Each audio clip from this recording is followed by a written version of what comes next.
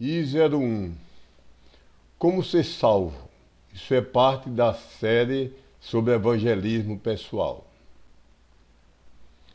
Amigo Silva, estou honrado e muito feliz que você tenha aberto as portas de sua casa e esteja recebendo a mim e minha esposa. Sabe, Deus o ama. É essa mensagem que queremos lhe trazer. E ele também pôs em mim amor por sua alma, Silva. Por isso, ele me ordenou e eu tenho prazer em falar a você, não sobre religião, mas sobre uma pessoa, a bendita pessoa do nosso Salvador Jesus Cristo, o Verbo eterno de Deus. Não sobre religião. Quero lhe falar sobre a nossa necessidade, o Evangelho, a provisão de Deus para a nossa salvação.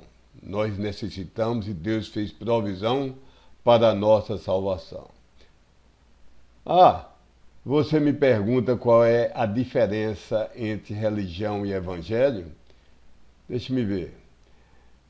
Religião vem do latim religare, o religar. É o esforço inútil do homem tentando chegar a Deus. É o homem partindo dele mesmo e tentando se esticar e alcançar o céu. É algo exterior, aparente. Religião é como o homem tentar atravessar a rocha, abrir um túnel para chegar a Deus. Nunca vai conseguir. Seu esforço é ineficaz e é rejeitado por Deus. Inclusive, a minha igreja, a minha denominação, ela por si só não salva ninguém.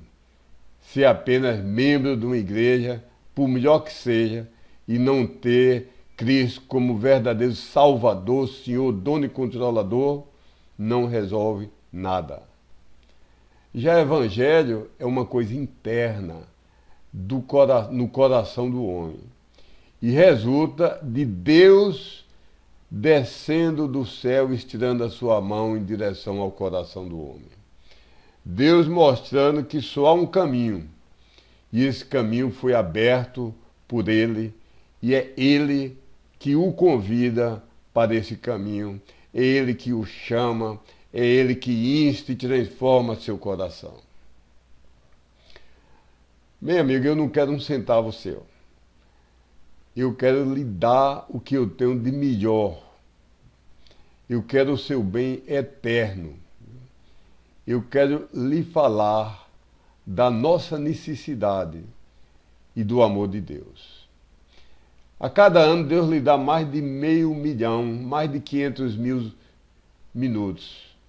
Seria muito você dar 35, 40 minutos para eu lhe falar do maravilhoso amor do Deus que lhe criou e lhe ama?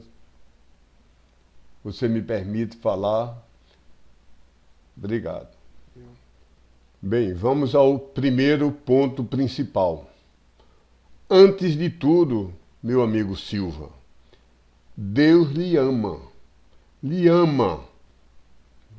Essa é uma coisa mais maravilhosa que existe no universo. O Deus onipotente, eterno, criador do céu e da terra, ama miseráveis como eu. Esse é um tipo de amor sublime, incompreensível por nós. Muito superior ao amor da melhor mãe que já existiu na história, tempo do seu filho único. É um amor incompreensível. Eu faço uma pálida analogia ao amor que o homem, o ser mais elevado feito de Deus, poderia ter com um verme, em relação a um verme, querendo salvá-lo, ele desse a própria vida, ou desse a vida do próprio filho, para matar um verme pútrido e miserável. Esse é o amor que nós não compreendemos. É sobre isso que eu quero lhe falar, Silva. Eu ia lhe pedir, seria bom para você, se você mesmo, com seus olhos e seus lábios, pudesse ler em voz alta para você mesmo ouvir alguns versos, alguns, não todos, alguns poucos. Se você não quiser, não tem problema, mas não precisa acanhamento, estamos só, a sua família e a minha, somos amigos, não importa se eu gagueje, se eu se você gagueje, o R, faz bem a seu coração você ouvir seus lábios pronunciando a palavra de Deus. E vamos ler aqui João 3,16, onde eu estou lhe mostrando aqui na Bíblia. Pode ler, por favor? Isso mesmo, porque Deus amou o mundo de tal maneira que deu o seu Filho unigênito, para que todo aquele que nele crê não pereça, mas tenha a vida eterna. O que é a palavra de Deus, não a opinião minha ou sua, não o que eu gosto e o que você gosta, não o que as religiões dizem. O que é que o próprio Deus ele diz na sua palavra. É só entendermos o vocabulário da língua portuguesa. Cada palavra Deus escolheu porque quer que signifique exatamente aquilo. Então, o que é que ele disse nesse versículo? Esqueça tudo mais que já lhe disseram. Isso mesmo, né? Deus amou cada ser humano.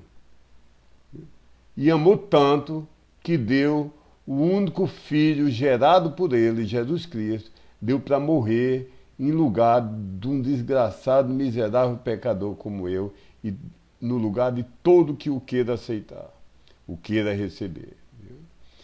Como isso se aplica a você? Aplique a você. O que é que quer dizer isso? Isso mesmo, Deus amou Silva e sua esposa e deu o seu único filho gerado para morrer em seu lugar. Muito bem. Romanos 5,8, vou ler e você acompanha. Viu? A Bíblia diz, mas Deus prova o seu amor para conosco, em que Cristo morreu por nós, sendo nós ainda pecadores. O que é que você me explica que Deus está dizendo? Isso mesmo que está escrito. Que Deus dá uma prova que nos amou pelo fato que seu Filho Jesus Cristo morreu, deu a vida, verteu seu sangue na cruz do Calvário por pecadores como nós dois. Segundo ponto principal, só Cristo pode lhe satisfazer, lhe dar real paz, satisfação, contentamento, segurança, tranquilidade, satisfação em sua vida. Vamos ler alguns versículos. Deixa eu abrir aqui e pedir, por favor, que você leia aqui Mateus 11, 28 a 30. Por favor, pode ler alto. Não precisa ser muito alto, basta alto bastante para você e eu ouvirmos. Vinde a mim, todos os que estáis cansados e oprimidos, e eu vos aliviarei.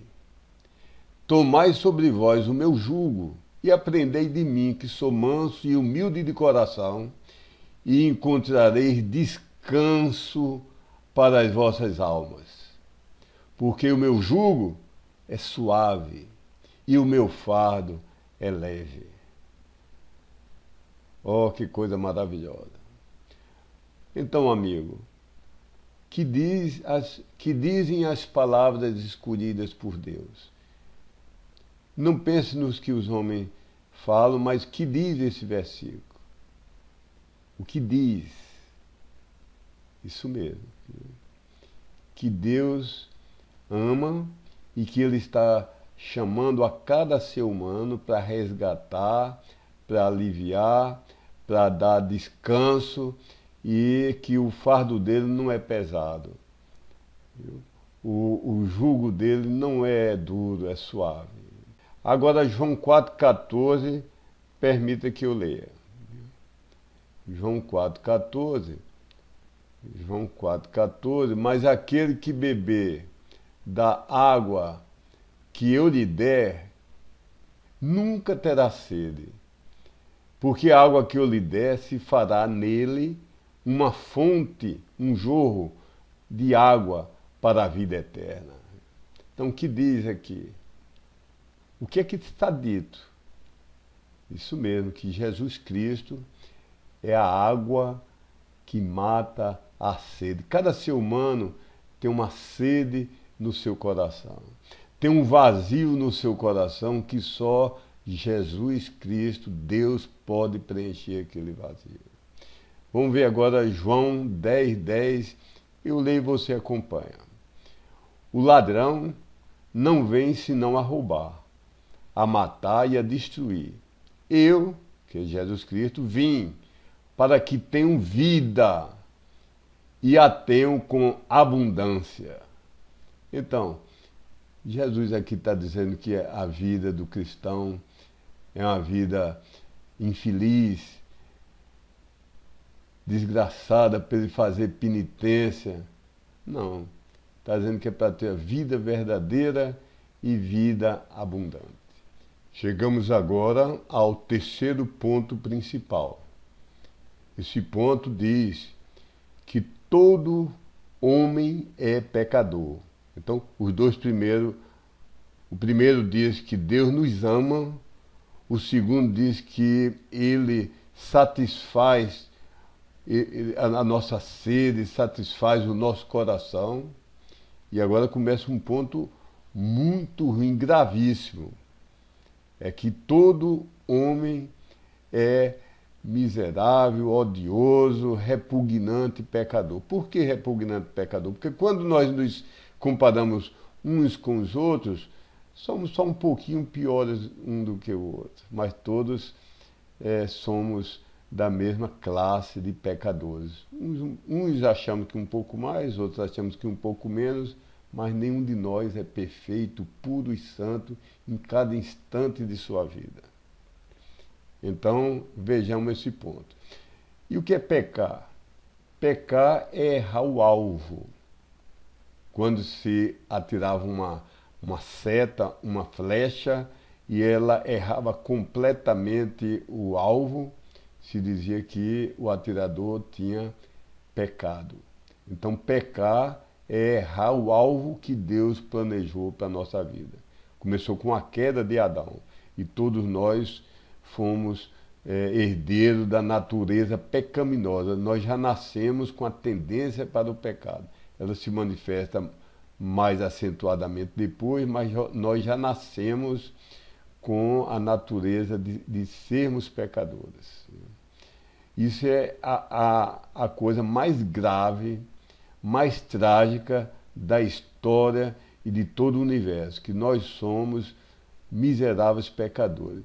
Pecar é também ser reprovado na especificação.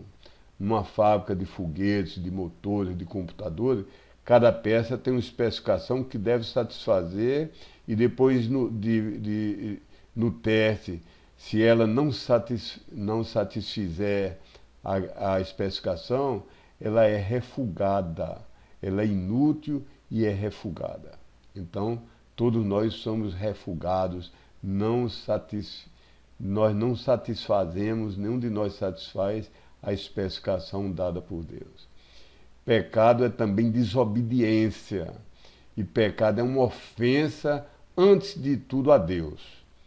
Mesmo quando eu peco contra outro ser humano, antes de tudo eu estou pecando contra Deus, porque ele foi feito à imagem e semelhança de Deus. E Deus, o meu Criador, quem fez com que eu existisse, e o legislador que faz a lei do universo, ele disse que eu não fizesse aquilo e eu faço. Então é uma ofensa, antes de tudo, a Deus. Então pecado é isso. E vamos ver se nós somos tamanhos pecadores. Por favor, leia nesse local na Bíblia que eu já abri para você. Romanos 3:23. Porque todos pecaram e destituídos estão da glória de Deus. Todos destituídos da glória. Então, que diz a palavra de Deus? Não o que eu gostaria que fosse dito, nem você. Isso mesmo, ela diz que somos pecadores. Como se aplica isso a nós? Vamos aplicar sempre a palavra de Deus a nós. Não a uma pessoa distante, mas a nós. Essa diz que Hélio é um pecador. Não é que eu fui pecador e hoje sou santo. Eu, infelizmente, não desejo ser, mas eu sou um pecador. Minha mãe, minha esposa, meus filhos, somos pecadores, é o que Deus diz.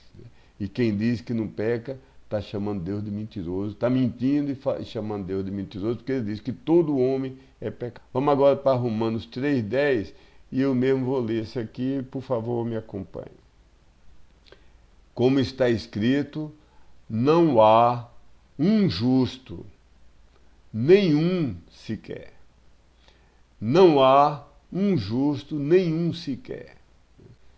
Romanos 3,12, continuar lendo, diz: todos se extraviaram, todos, e juntamente se fizeram inúteis. Não há quem faça o bem, não há nem um só. Então, não precisamos nem comentar. Você concorda que Deus está dizendo sobre mim? Que eu sou um pecador. Aplica você, meu amigo. Agora, vamos para outros pontos e vem a inevitável consequência que bem merecemos e aceitemos o que Deus diz. Depois veremos a graciosa, maravilhosa cura que Ele disponibilizou. Ele está dando o diagnóstico que estamos condenados à morte, mas com outra mão Ele está oferecendo a única cura que existe. E por que isso? Porque Deus é o juiz perfeito, puro e santo do universo. Talvez haja juízes humanos que não sejam tão puros, tão honestos, tão perfeitos. Mas Deus é supremamente santo. Então, como o juiz perfeito, ele não pode dispensar e deixar para lá o pecado. Ele, pela natureza dele, ele é forçado, pela natureza dele, pura e santa, ele é forçado a recusar o impuro e o profano e o pecaminoso. E como ele é um Deus eterno, essa penalidade contra a penalidade do pecado, da ofensa ao Deus eterno, tem que ser uma condenação eterna. Vamos ver isso depois. Quarto ponto principal. Todo homem merece a eterna separação de Deus, a eterna e justa condenação. Isso é por causa da terrível culpa que ele tem, ele merece isso. Ah, sim, você tem uma pergunta. Sim, considero que seja sincera essa pergunta. Mas deixa eu lhe pedir um favor. Eu preparei aqui na Bíblia, já marquei com uns pedacinhos de papel, já escrevi, já memorizei alguns versículos que eu queria lhe mostrar. Versículos para mostrar como nós somos pecadores e como nós precisamos de salvação e como Deus fez provisão de uma maravilhosa salvação. Quero mostrar o plano de salvação de Deus, quanto Ele lhe ama. E se nós sairmos desse roteiro, eu posso me atrapalhar um pouco. Então, por favor, podemos guardar as perguntas para o final. Depois eu procurarei responder toda pergunta que eu sei que vai ser sincera. Viu? Então, voltemos ao caminho, à estrada principal, tá bem? Então, vamos ler. Por favor, leia nesse local que eu já abri aqui na sua Bíblia. Romanos 6:23. Porque o salário do pecado é a morte, mas o dom gratuito de Deus é a vida eterna, por Cristo Jesus, o nosso Senhor. Então, algumas definições. O que é salário? Salário não é favor. Salário é aquele que nós fizemos por onde merecer. Você trabalha, eu trabalho. 8 horas por dia. 30 dias no mês.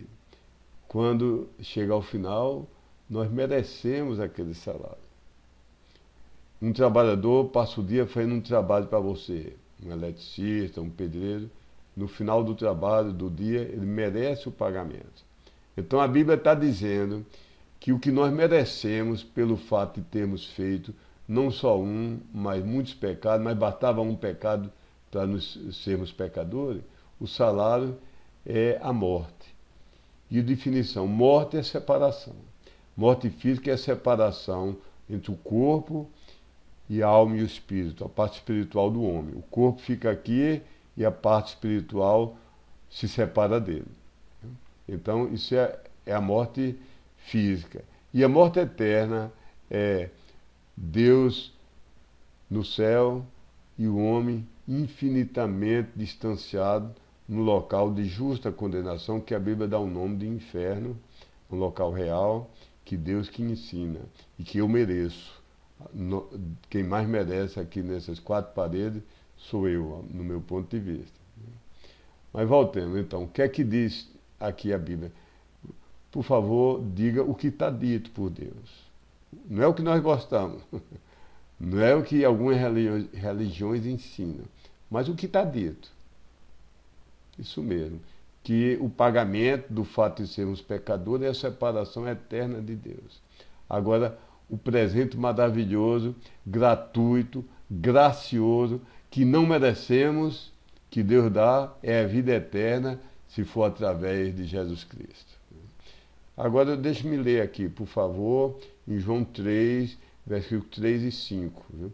Respondeu Jesus e disse-lhe: na verdade te digo, que aquele que não nascer de novo, que é uma segunda vez, de um tipo diferente, aquele que não nascer de novo, não pode ver o reino de Deus. Versículo 5, Jesus respondeu: na verdade te digo, que aquele que não nascer da água e do Espírito, note, são duas coisas diferentes em ocasiões diferentes. Aquele que não nascer da água e do Espírito não pode entrar no reino de Deus. Segundo o contexto, se você ler um pouco antes ou um pouco depois, Jesus estava respondendo uma pergunta de Nicodemos e ele está fazendo um paralelo entre o nascimento físico e o nascimento espiritual. O primeiro nascimento é na carne e é dentro da água, porque toda criança está no útero, dentro do líquido amniótico, um líquido, e ele nasce de dentro para fora daquela água. E o segundo nascimento é no Espírito Santo. É um momento na vida em que a pessoa é tocada por Deus, ele passa a crer, muda completamente a sua vida, muda de uma maneira indescritível. E o que é que Deus está dizendo que ocorre ao homem que só teve o primeiro nascimento? Ele nasceu fisicamente, está vivendo, pode ir até na igreja, pode até fazer algumas boas obras, pelo menos aos olhos dele, mas ele está na igreja, canta no coral, mas não teve o segundo nascimento. O que é que a Bíblia está dizendo? Isso mesmo, que nem pode ver, muito menos entrar no reino de Deus. Eu lembro vividamente muitas coisas na minha vida. Você também. Lembro o primeiro dia na escola, quando eu fui alfabetizado. Lembro do primeiro dia da universidade. Lembro a primeira vez que vi a minha amada esposa, Valdenira, aqui ao lado. Lembro o dia do nosso casamento. Lembro o nascimento dos meus 5 filhos, Raquel, Sandra, Mauro, Ayrton e Sérgio. 2 já estão na glória com o Salvador Jesus Cristo. Eu lembro essas passagens, mas o que eu lembro mais, o dia mais abençoado da minha vida do ponto de vista espiritual, foi o dia 22 de junho de 1974. Ah, que dia maravilhoso! Depois de muito arrastar na lama do pecado, depois de muito resistir ao chamado de Deus, naquele sábado, finalmente, o amor de Deus tocou meu coração, Silva. E naquela casa de um amigo meu chamado Carlos, eu criei e recebi Jesus Cristo como meu Salvador, e minha vida foi mudada de uma direção para outra 180 graus diferente. Você lembra desse dia na sua vida? Não se esquece um dia desse. Pode não saber a data. Eu posso estar até atrapalhado nessa data, não ter sido exatamente nesse dia. É o que tenho, o que eu guardei na mente. Mas o importante é ter havido aquele dia. Quinto ponto principal. Para ser salvo, a Bíblia claramente diz que você só tem que, com toda a sinceridade do seu espírito, alma, coração, mente, com todo o seu ser, fazer uma só coisa: crer. Só isso, crer total e definitivamente, do modo bíblico, no Cristo da Bíblia. Então é esse o único caminho para a salvação: crer no Cristo da Bíblia. Agora, crer é uma só coisa, mas da mesma maneira que um diamante é uma só coisa, mas tem muitas facetas. Da mesma maneira, crer envolve muitas coisas, sendo 4 delas que eu vou falar agora. A primeira faceta de crer é arrepender-se. Quem crê, uma vez que está crendo em toda a palavra da Bíblia, ele se arrepende de todo o pecado que já fez ou que fará. Daria a sua vida para não ter feito nenhum deles, nem vinha a fazer nenhum deles. Não vai se comprazer nos pecados. Pode cair nos pecados, que a Bíblia diz que enquanto estivermos nesse corpo que envelhece a cada dia e degrada e degenera, nós temos o pecado, por mais que lutemos contra ele. Mas quem crê, ele passa a odiar cada pecado. A Bíblia diz isso, diz que é necessário arrependimento para o verdadeiro crer. Isso é um ingrediente que está faltando na falsa pregação do falso evangelho que é pregado hoje. Para haver salvação, precisa haver o verdadeiro arrependimento. Onde é que está dito isso? Lucas 13:3. Deixa que eu leio isso aqui, você me acompanha. Não vos digo, se não vos arrependerdes, todos de igual modo perecereis. Então o que é que Deus está dizendo? Que se não houver arrependimento, o homem vai perecer, o homem vai ser condenado para a condenação eterna. Mas o que é arrependimento? Será sentir uma emoção, chorar, ver o céu aberto, ver Jesus Cristo descendo, sentir o aroma, o perfume que ele está usando, o vigor do celeste dos anjos? Não, na Bíblia não diz que é isso. Isso é emocionalismo. É autorreforma, é emendar-se, deixar todos os vícios, ser perfeito? Ninguém consegue. Ele tem que primeiro ir a Cristo e depois ele nos liberta dos nossos vícios. Se você esperar você mesmo conseguir se libertar, você nunca vai ser salvo. É como uma pessoa que estiver num navio afundando e vem um helicóptero com uma corda e ele não pode dizer: desde que eu vou nadar até o continente, depois eu pego na corda. Então você tem que primeiro pegar na corda para ir para o continente. Então nós temos que somente crer, porque perfeição nós não conseguimos por nós mesmos. Não é remorso, remorso é uma coisa, remorso é lamentar as consequências. Com esse homem que tinha morto muitas pessoas, eu perguntei se ele estava arrependido, ele disse que estava arrependido porque sofreu muito depois. Foi preso, passou 30 anos quase na prisão. Mas depois ele disse: mas se eu voltasse atrás, eu fazia pior do que eu fiz. Então isso não é arrependimento, é remorso pelas consequências. Não é penitência, não é subir 200 degraus de uma escadaria até sangrar o joelho, não é cortar o corpo, não é maltratar o corpo. não é alcançar uma santificação perfeita e instantânea. Não conseguimos isso na nossa vida. Arrependimento é uma mudança sincera e real, tremenda, operada por Deus em 3 áreas simultâneas, de uma só vez nas 3 áreas. Primeiro, na mente, no pensamento. Então, quando a pessoa se arrepende, ela passa a se ver de um modo diferente. Não é mais o bonzinho, mas ele se vê como ele é, um pecador cego, miserável, pobre e nu.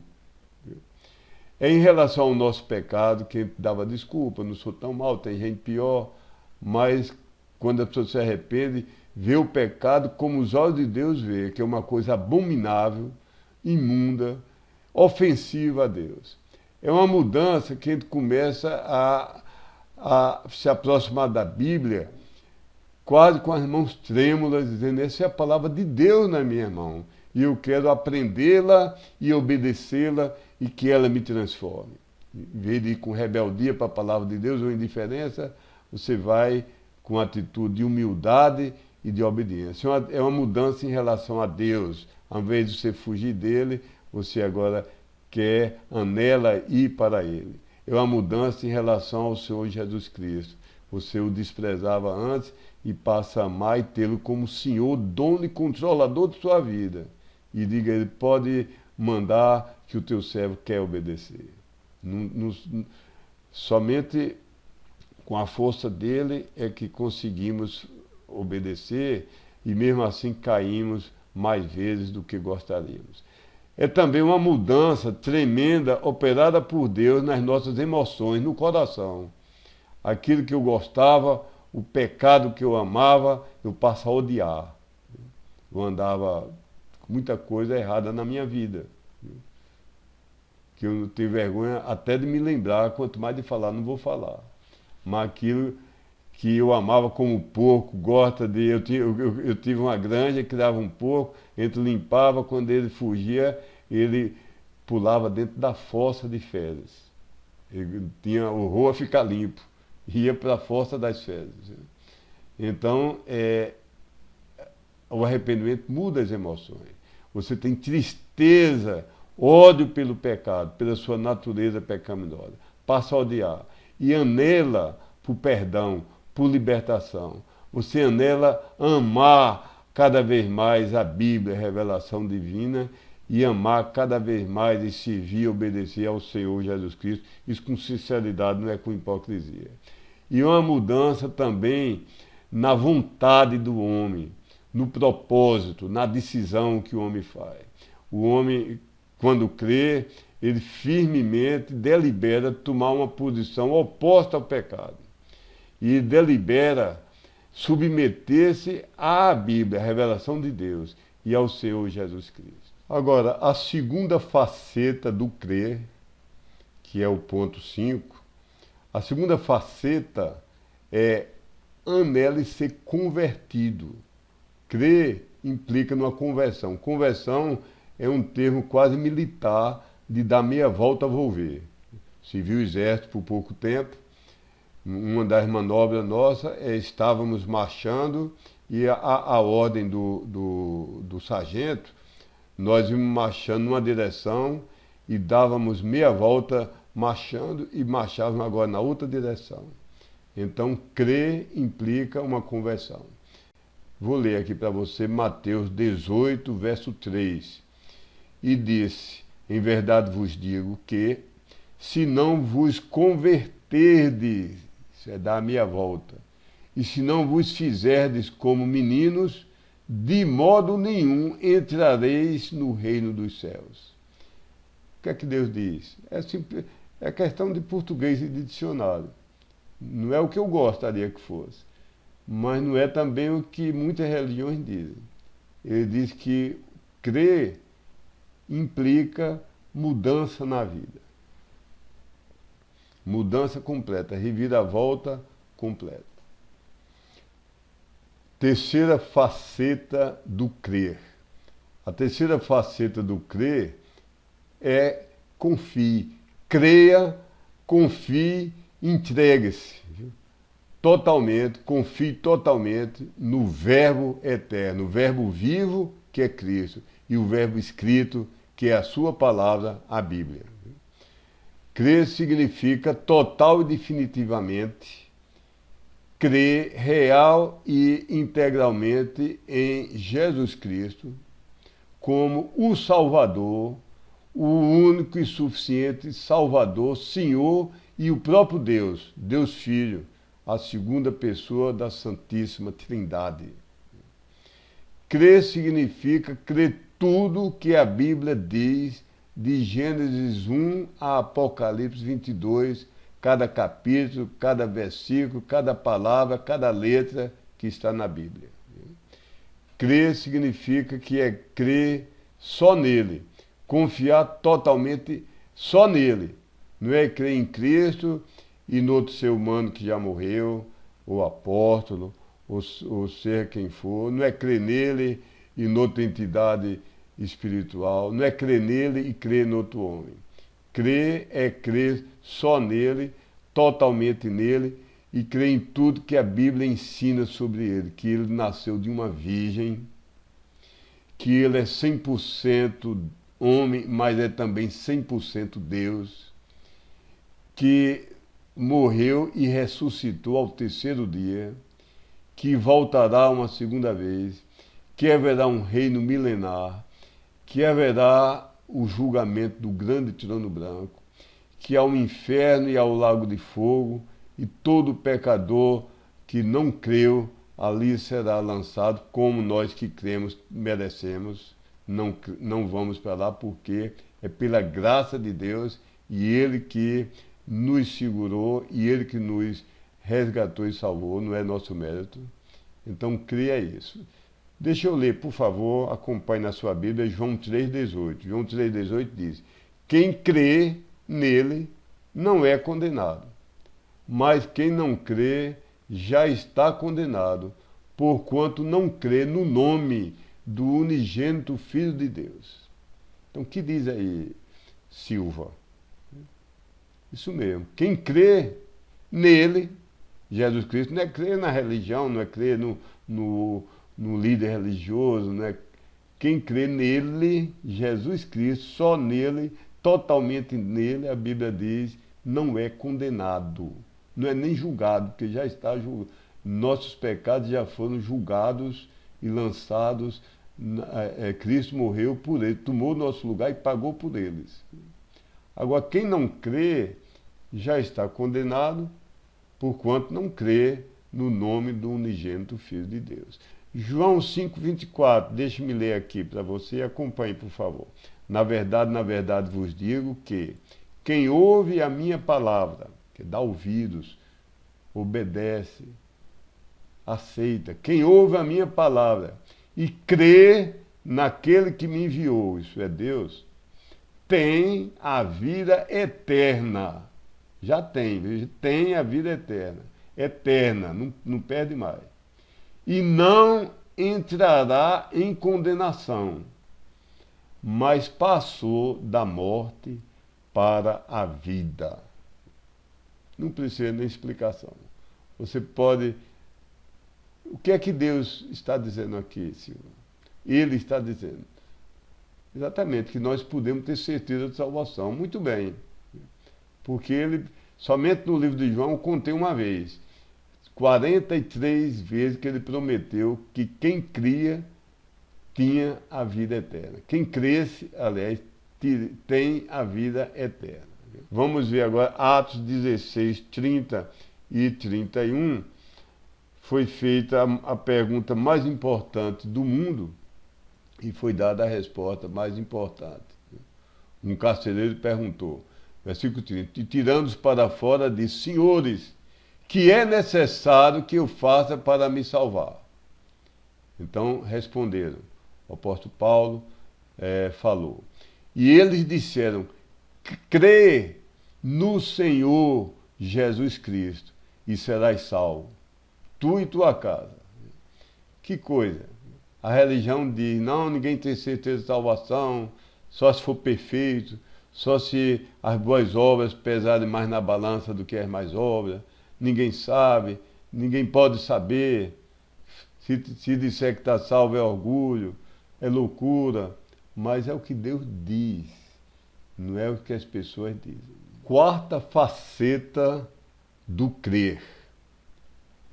Crer implica receba com todo o seu entendimento, alma, coração e força. Receba.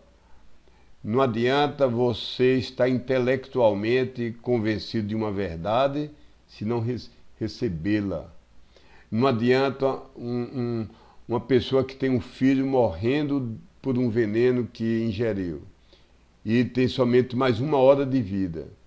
E o médico lhe disser, este antídoto o tornará perfeito imediatamente. Você me autoriza a aplicá-lo no seu filho?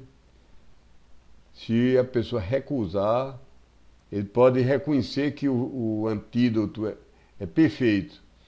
Intelectualmente ele aceita, mas se ele não receber e aplicar, o seu filho vai morrer. Então precisa receber. E a Bíblia diz que crer implica receber. Não é saber decorar todas as verdades, mas é receber a verdade, se apropriar da verdade, tomar posse daquela verdade, entregar-se a Deus. Então, essa é a quarta faceta. Receber Cristo como único Salvador e preservador, como o único Senhor, dono e controlador de sua vida, receber Cristo como o verdadeiro Deus eterno. Em consequência disso, de recebê-lo dessa maneira, você, ao longo do tempo e lendo a Bíblia, vai crer em mais dezenas ou centenas de fatos maravilhosos revelados por Deus, né? Mas o passo inicial é o nascimento, o segundo nascimento, o nascimento espiritual que vem ao crer e receber Jesus Cristo. Deixe-me ler João 1,12, por favor, acompanhe na sua Bíblia. A Bíblia diz, mas a todos quantos o receberam, deu-lhes o poder de serem feitos filhos de Deus, aos que creem no seu nome. Ué, você pode me perguntar, se aqui está dizendo, deu-lhes o poder de serem feitos filhos de Deus, quer dizer que não eram filhos de Deus, porque foram feitos, foram tornados. Viu? Então, nós somos criaturas. Eu sempre criei animais, eu já tive vários cachorros, tenho um cachorro que eu gosto muito, um boxer, já tive uma granja, já tive talvez 10 vacas, criei algumas centenas de porcos, ovelhas, né? E cuidava muito deles, mas eles não eram meus filhos, eles eram criaturas que eu cuidava, mas não dava a honra, eles não são meus herdeiros, não recebem meu sobrenome e não estão na minha casa. Então, Deus ama e manda chuva sobre o ímpio e o crente, mas os filhos deles são aqueles que um dia o aceitaram ao seu filho, aliás, como Senhor e Salvador. Sexto ponto principal, o último ponto que queremos ver hoje, Silva, é uma aplicação pessoal. De nada adianta se conhecer uma verdade sem tomarmos uma decisão, uma posição pessoal aplicando aquela verdade a nós mesmos. Então, esse ponto eu lhe pergunto, Silva, com lágrimas, não nos olhos, mas no coração, lágrimas sinceras, de amor e de expectativa. Não reconheceria você que nós somos pecadores, a começar de mim? Preferiria você continuar no seu caminho, o caminho de todo homem, de distanciar-se de Deus, de ignorar a Bíblia, de ignorar o Salvador, um caminho que leva à condenação, um caminho que ambos merecemos, a condenação que ambos merecemos? Deixe-me orar por você agora, me permita. Ó Senhor, toca com teu Espírito Santo no coração desse meu amigo, Silva, e de sua esposa aqui presente. Ó Senhor, dá a eles o entendimento, que teu Espírito Santo faça entender a nossa necessidade. E, Senhor, chama-os com o chamado do teu Espírito Santo. Que eles possam tomar agora a decisão, receber, crer em Jesus Cristo, recebê-lo como Senhor e Salvador. Isso é uma coisa que só tu podes fazer, agindo no coração. Chama-os, Senhor, eficazmente. Chama-os pelo poder do teu Espírito Santo. Eu te rogo e suplico, em nome de Jesus Cristo. Amém. Silva, por favor, dê resposta, a primeira resposta. Vou fazer 2 perguntas para você dar respostas a Deus. Se me permitir, além de dar no coração, que é o mais importante, se quiser compartilhar oralmente, verbalmente comigo, para eu ouvir, eu agradeceria. Primeira pergunta, em relação ao que Deus diz sobre a pecaminosidade do homem e aplicando a você o seu pecado, Silva, o seu merecimento de condenação. O que é que você responde a ele? Você vai se submeter, se humilhar, se baixar a ele ou vai continuar rebelde? Ah, ouvi. Você respondeu, eu vi. Meu Deus, reconheço a minha miséria de ser o maior dos pecadores. Bem mereço a eterna separação de ti, a eterna e justa condenação. Com tua graça e força, eu quero mudar e ser salvo. Eu quero crer e te receber e ser salvo. Fico alegre e agradeço a Deus.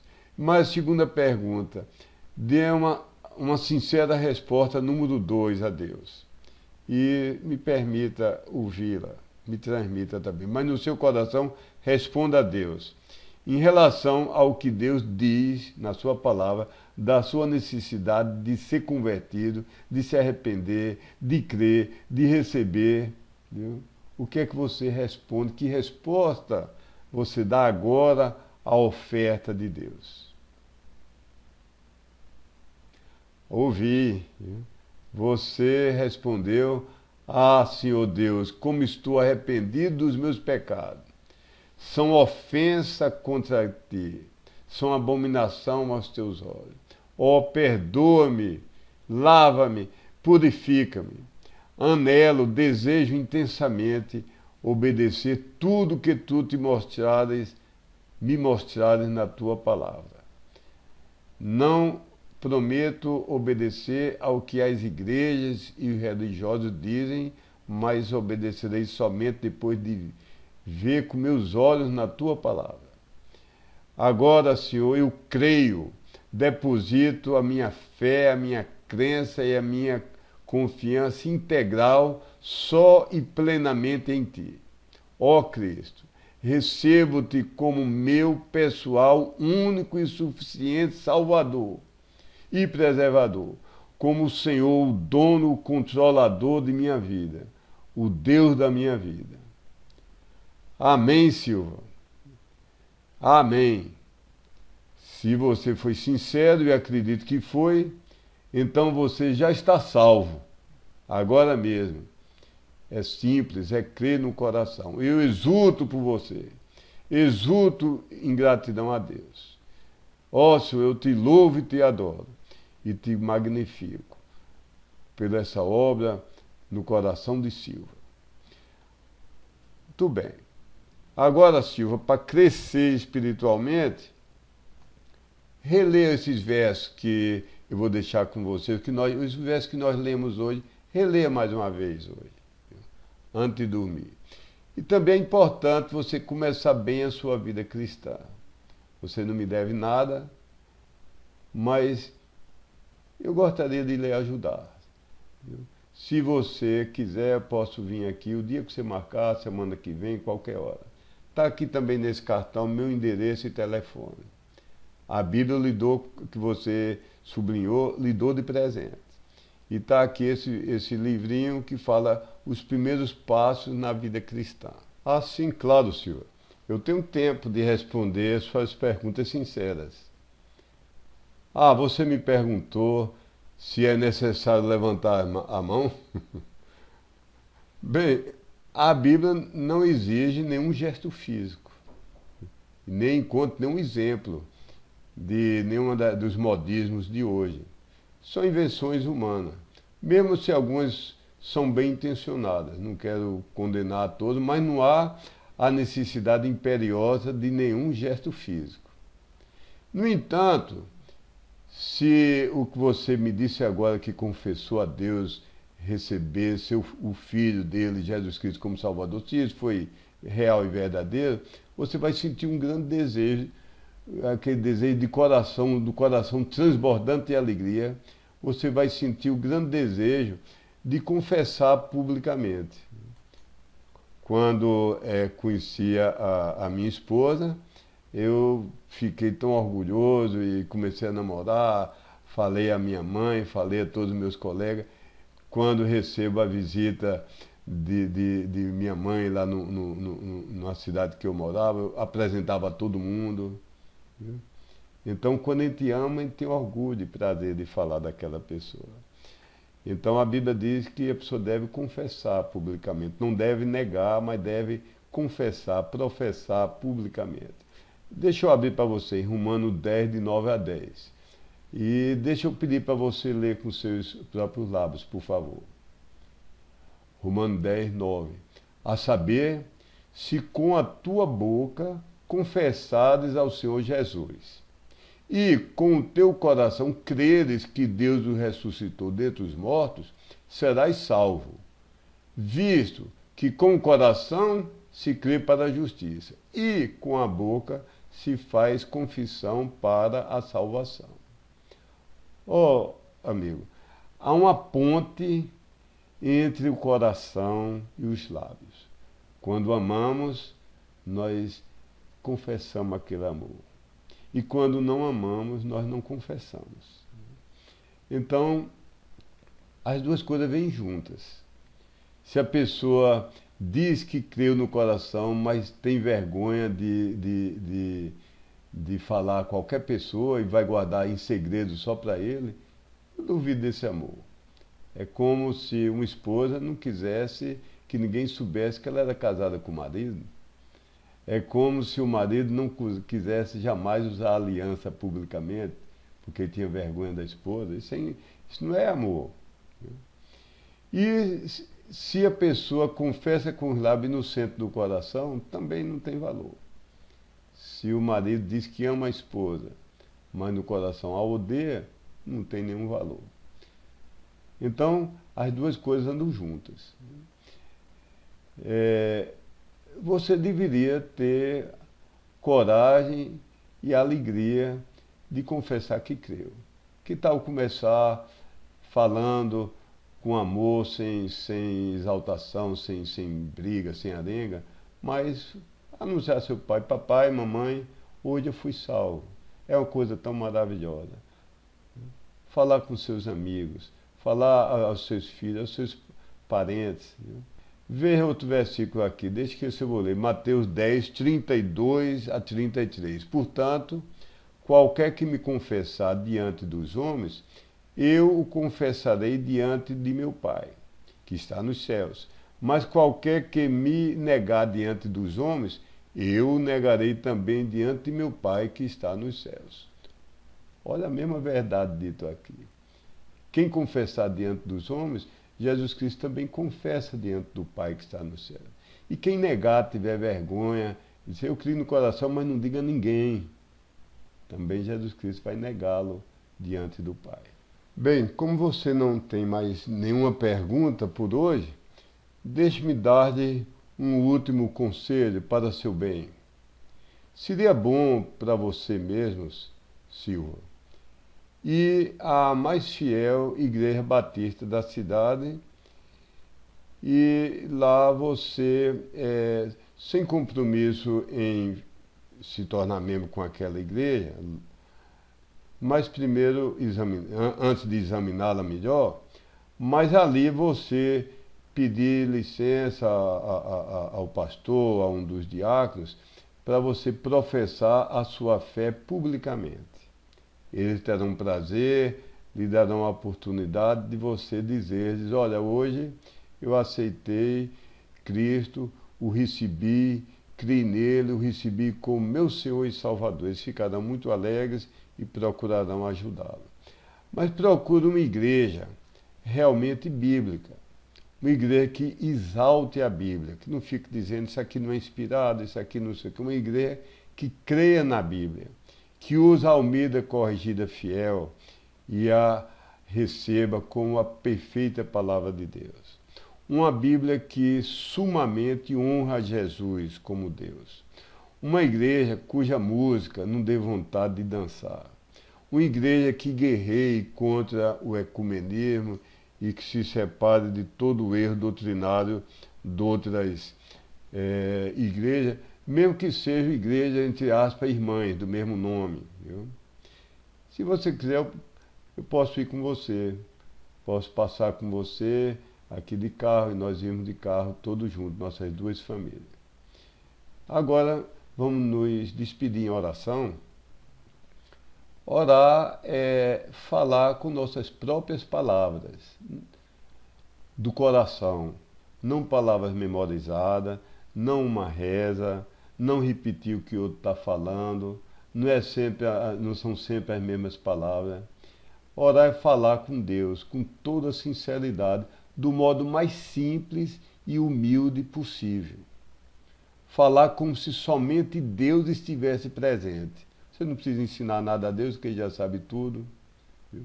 Não precisa de fórmulas rebuscadas. Ó Deus de Abraão, de Isaac, de Jacó, Deus não sei de onde.